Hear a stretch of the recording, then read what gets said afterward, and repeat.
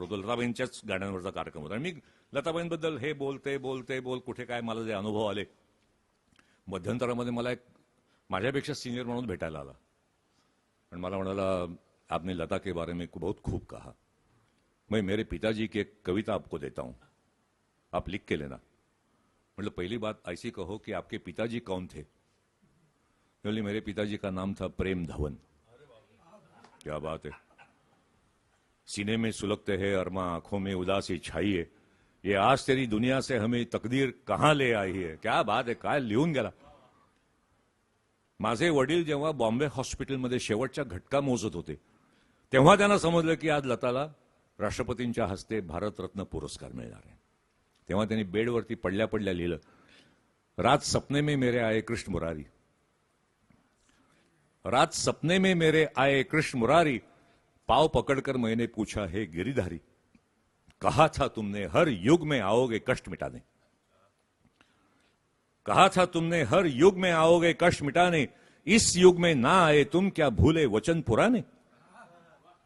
बोले वचन नहीं भूला ना भूला पीड़ पराई, बोले वचन नहीं भूला ना भूला पीड़ पराई, मैंने अपने बदले अपनी बंसी है भिजवाई.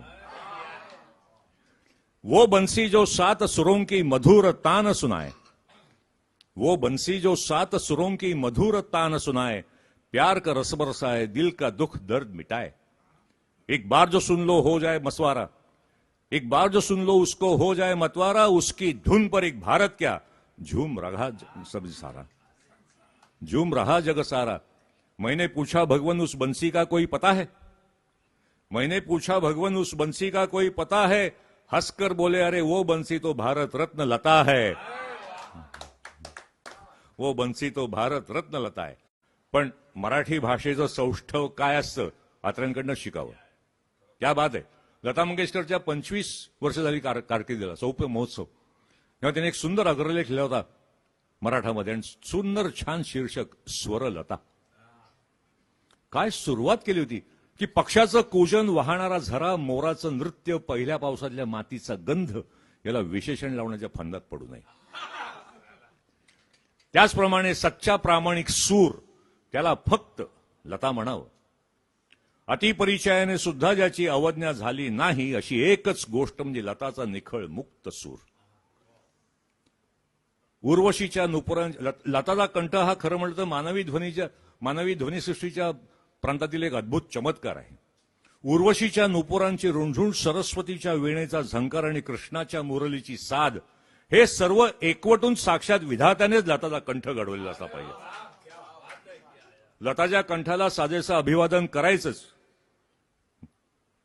कारण वृत्तपत्राच्या जाड्या भड्या कागदावर लताला अभिवादन करणं काही खरं नाही.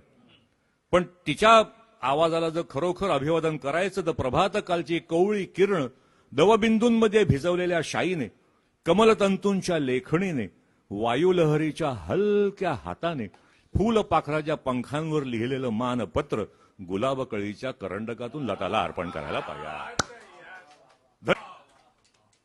क्या बात आहे. पुन्हा लता 2 अक्षरांचा छोटासा शब्द आहे, 2 अक्षरांचा, विश्वाला पालाण घालणारा शब्द आहे. बरं ती कोणाला कशी भावेल याचा काही भरोसा नाही. आमच्या शिवाई पार्कामध्ये एक सुमन फडके म्हणून राहतात. कोहिनूर सिनेमा आपली कोहिनूर मिल आहे त्याच्यासमोर बेबी बिस्किट मार्ट आहे, त्याच्यावरती राहतात. काय त्यांनी लिहिलंय, कारण कोकिळा आणि लता ह्या बहिणी बहिणी असं पण मानतो. त्यांनी म्हटलं की कोकिळा म्हणते लताला मला सारेगम शिकव, कोकिळा म्हणते लताला मला सारेगम शिकव, माझ्या कुहुक कुहू मध्ये एकतरी गाणं बसव,